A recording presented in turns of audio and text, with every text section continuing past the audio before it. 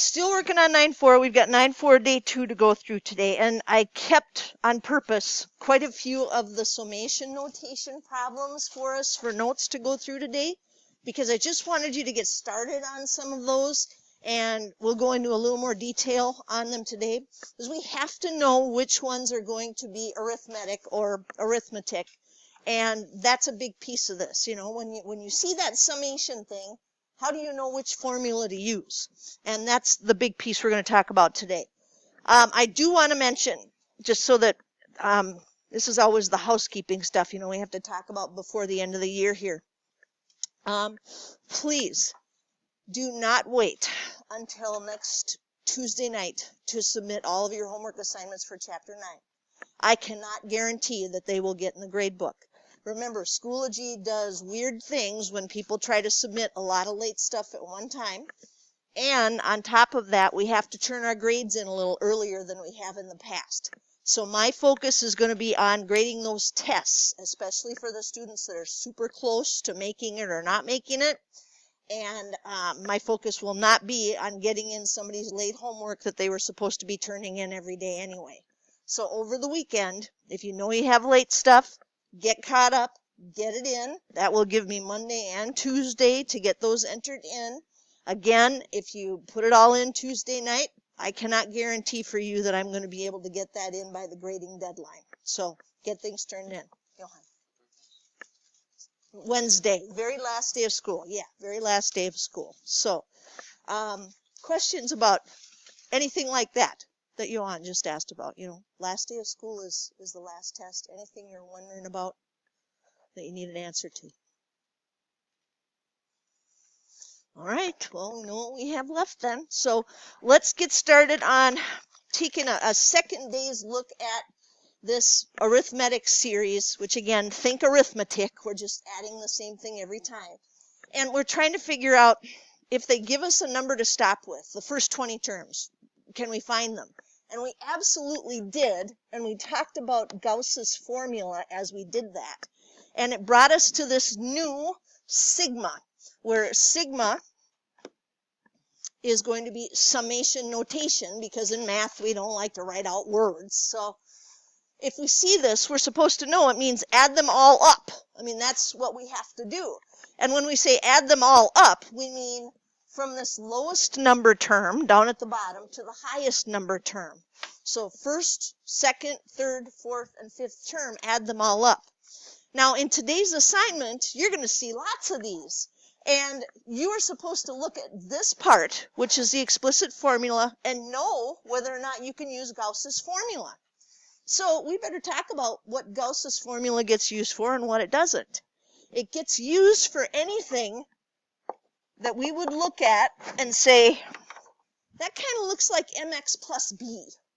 I don't see any weird powers there. I don't see anything strange. All I see is, hey, if this were y equals mx plus b, the slope would be 3, and we have an n to the first power. Now that n to the first power tells us that this is going to be an arithmetic or arithmetic series. So we have to look for this form from our explicit rule in order to know that that's one we should use Gauss's formula for. So if you didn't write that down, it'd be a good thing to do. Unless, did I have you write it down yesterday?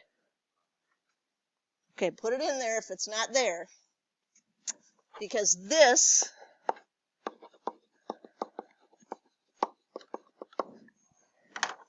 means it's arithmetic, and we can use Gauss's formula. There are going to be times when we can't use Gauss's formula. There are going to be times when we use a different formula, and that starts with tomorrow's notes, talking about the geometric. But we have to know which ones are for which. They're not going to flat out tell us for everything. All right. We did problem 3. In fact, I added another piece to it. So now we are down here where it says, what is the summation notation for the series? And they don't tell us that it's arithmetic. So I've got to check. And I think, all right, let's see. -5 to 2, that would be adding 7. 2 plus 7 is 9. 9 plus 7 is 16. Okay, it is. It's arithmetic or arithmetic. So I start getting Gauss's formula in my brain. And I write it down because I want to know, what do I have to find? Well, I have to figure out how many there are.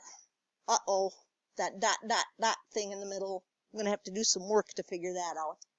I do know the first term. It's a -5. And I know the last one is 268.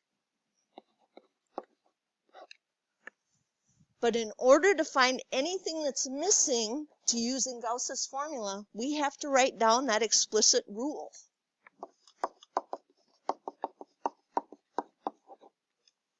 And when we started, they just called it the explicit formula for arithmetic sequences. And for that, all we need is a sub 1 and d. And I already found those. You know, a sub 1 is -5. And I went through and saw that they were adding 7 every time. So I can definitely simplify that. Distribute the 7. And then combine like terms. Now I got to remember, what did I need this for? Oh, that's right. I had to know how many terms it takes to get to the 268. So that means I'm looking for n, because that's the one thing I don't have here. So that helps you figure out the 268 has to go over here. It has to, because we're looking for n. So then we'd add 12 to both sides. Let me see if I can cheat and move that down since I wrote so big. And we get 280 equals 7n. Divide by 7. And n is 40. And we have the last thing we needed to do this problem. So, sum of the first 40 terms. 40 divided by 2. Punch it in just like that if you want, but I think most people would say, okay, I know that's 20, and I can certainly add a -5 here and get 263 out of that. And then just punch in 20 times 263.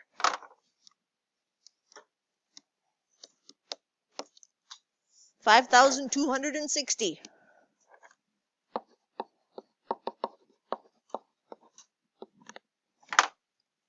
So let the formulas guide you, remembering that anything that's going to be arithmetic or arithmetic has a plus in it. So those are the two formulas that have the big plus pieces in there. All right, let's go down to this one. Same thing. They're not telling us that this is arithmetic or arithmetic. Is it? Oh, it is. Okay, so you already looked at it. So the first term is 500. What do you find for D? -10, right. They're adding a -10. Well, we know we're going to have to do some work again. But let's start with what we do know.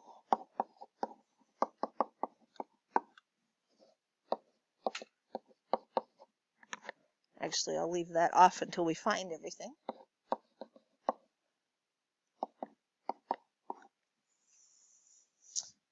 So as far as the sum formula goes, that's what we have. What do we use if stuff's missing?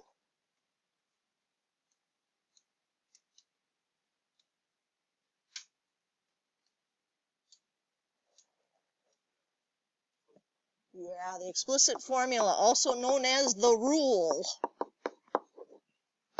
Well, good news, we know the first one. And we know D. So we can just go ahead and distribute and simplify.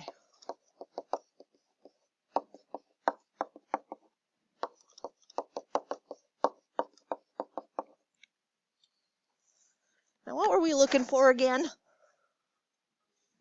Okay, so we need n. What number should I put in so that I can find n? Yeah, that last number of 10. So we will have to subtract 510 from both sides. And then we'll have to divide both sides by -10. Really nice numbers for our little n's, weren't there? They're nice, what was it, 40 in the last one, and now this one's a 50. So now we have everything we need.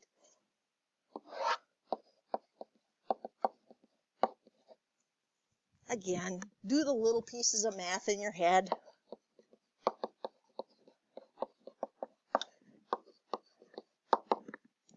There are formulas to come that we have to use the calculator for, so do as much as you can in your noggin. 12,750.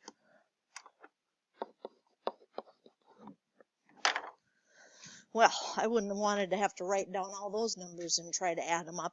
And you won't have enough time on the test because, again, this test is supposed to be about, can you figure out how to use the formulas for what we're doing? All right, now let's go back and write our summation notation for these since we found them. Again, I'm having us do a little bit more than what it said to do. We're actually finding the answers. When we write the rule for all of these, we're always going to start with 1. Our formulas start with 1. Now, the reason that I have to mention that is because Mr. Michener actually teaches his students to change the formulas so they start with 0, so it doesn't match the book. We're not doing that. We're always going to start with 1. And then we said it has to go to 40. And while we were doing all of this, we wrote the formula. A sub n equals 7n minus 12. And it looks like mx plus b. That's what it looks like. So if they just say, what is the summation notation for the series, we wouldn't have had to do all of this, but I wanted to make sure that everybody was remembering yesterday's formula. All right, so help me out a little bit more with the second one then. For this one, big summation formula, n equals what to what? 1 to 50. And what should we put in front? Yep.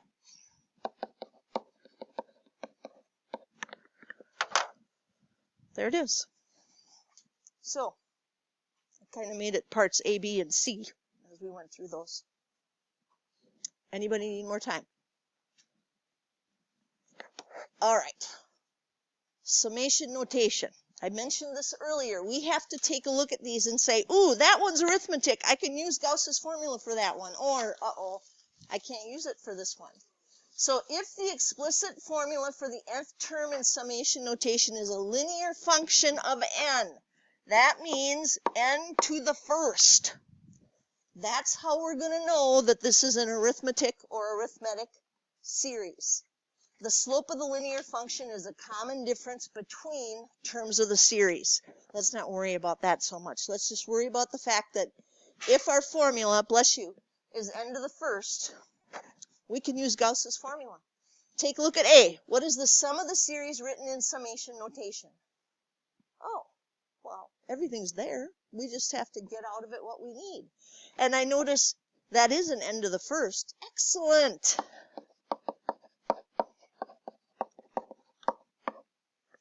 So now I have to figure out, how do I get all this good stuff? Let's see. I have to know how many I'm supposed to find. Ooh, do you remember the little rule from yesterday? If it's from 1 to 70, how many terms is that? It is. 70 minus 1 is 69, plus 1 is 70. So upper limit minus lower limit plus 1. Well, I don't know what the first term is. The good news is I can find it really easily because this says start with n equals 1. So let's put a 1 in here and let's find the first term. 5 times 1 is 5 and 5 plus 3 is 8. That's what the rule is for.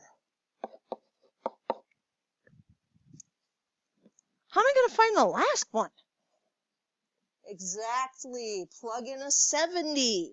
The bottom number will give you the lowest number and the top number will give you the highest number. We've got 70 times 5, which is going to be 350 plus 3. Again, do a little math in your noggin.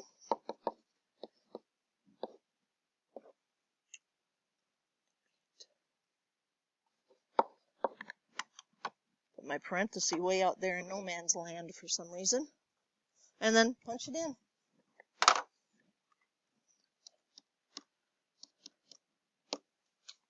$12,635.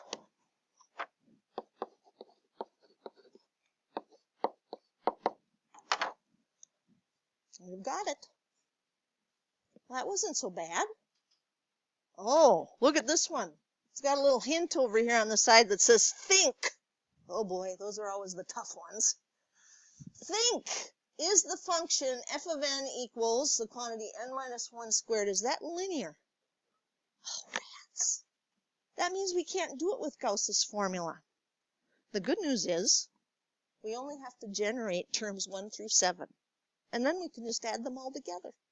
So usually if it's not something we can use a formula for, they don't have us do a whole lot of them. So what we're going to do is we're going to make a little table with 1, 2, 3, 4, 5, 6, and 7.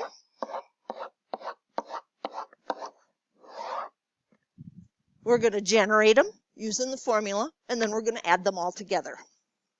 So if we put a 1 in, 1 minus 1 is 0. 0 squared is 0. We put a 2 in. 2 minus 1 is 1, and 1 squared is 1. Put a 3 in. 3 minus 1 is 2, and 2 squared is 4. Put a 4 in.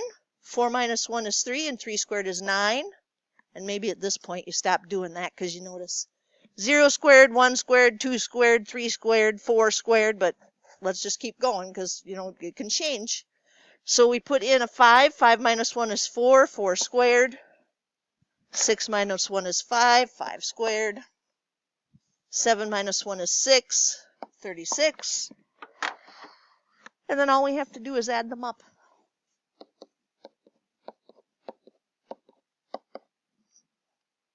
So, I saw some people clicking away earlier. Did somebody already add all those up for us? What'd you get now? Let me double check here. Gotta see which one it is. Yep, 91. So, even if we can't use the formula, we could still write them out and find them. But they won't give us a ton. You know, like this one is just 1 to 7. They won't say do 1 to 50. That means there's another formula out there we don't know yet. Alrighty. Oh, up the side. Remember, check if it's arithmetic before using the formula.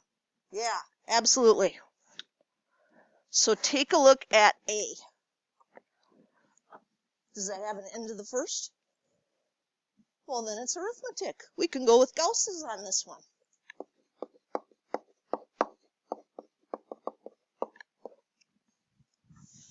Do we know how many there are? 10 of them. 10 minus 1 is 9, plus 1 is 10. So, again, if it starts with n equals 1 on the bottom, it'll always be the top number. Find the first term for me, please.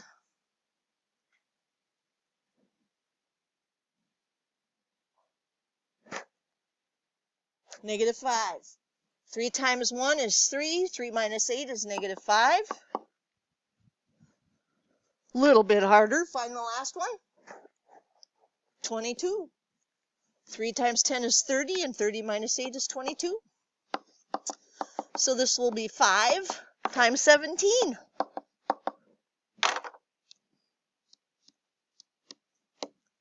$85.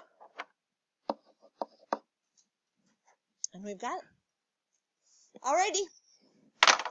Down to B. Is B arithmetic? Bummer. Okay. Oh, I can't even see the top number there. Is that supposed to be a 4 up on the upper limit? Right there? 4? All right. I figured it'd be clear in your packet. So that's kind of a giveaway too. They're only having us do 4 of these. So yeah, we're not going to be able to use our formula, but we can certainly make our table, find out what they are, and add them up. And that's what we need to do. 1 cubed, 1 times 1 times 1. 2 cubed, 2 times 2 times 2. Yeah, and right now I hope you're thinking, ooh, if we have the power chart for this one, this will go super fast.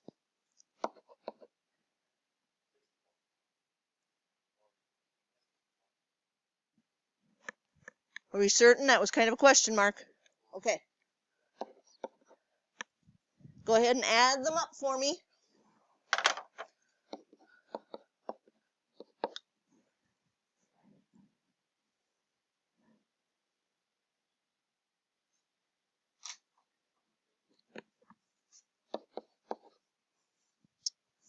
$100.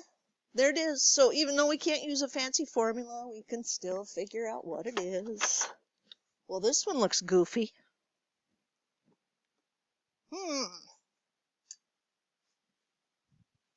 Is that arithmetic?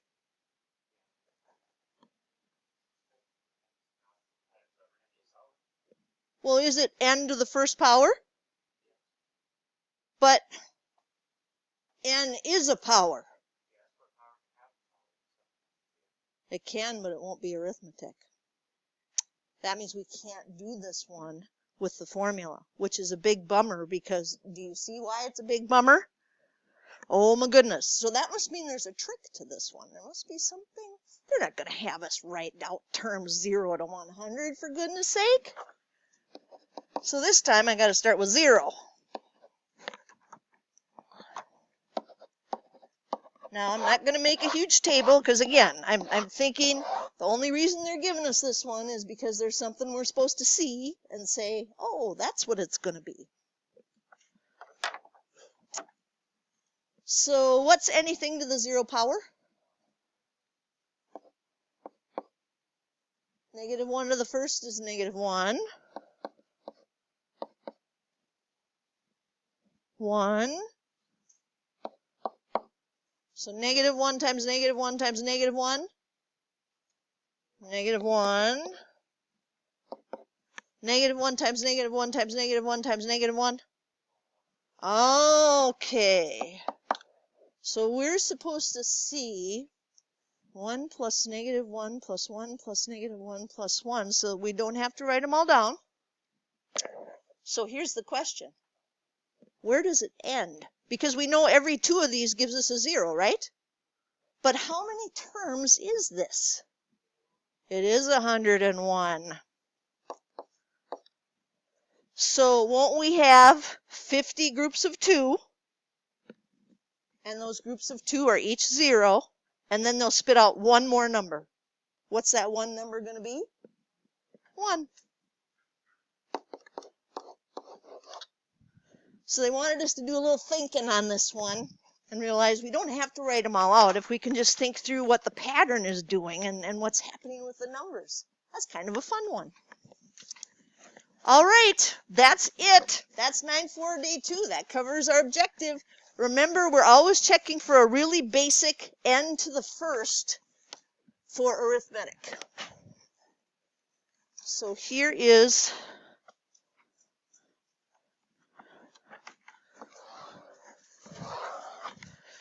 my cut down version for all of you. Right there. So some more practice. Not a ton more practice, but some more practice. And remember, once you've given me your books, you can always just use your Chromebook and go to the Savas. If they're not working, I have in the classroom textbook information folder. I think it's yellow. I copied off all the homework pages from 9-3, 9-4, 9-5 in the review. So if it's not working, there's a backup plan. But again, for some reason this year we have to turn in grades earlier than we've ever turned them in before. And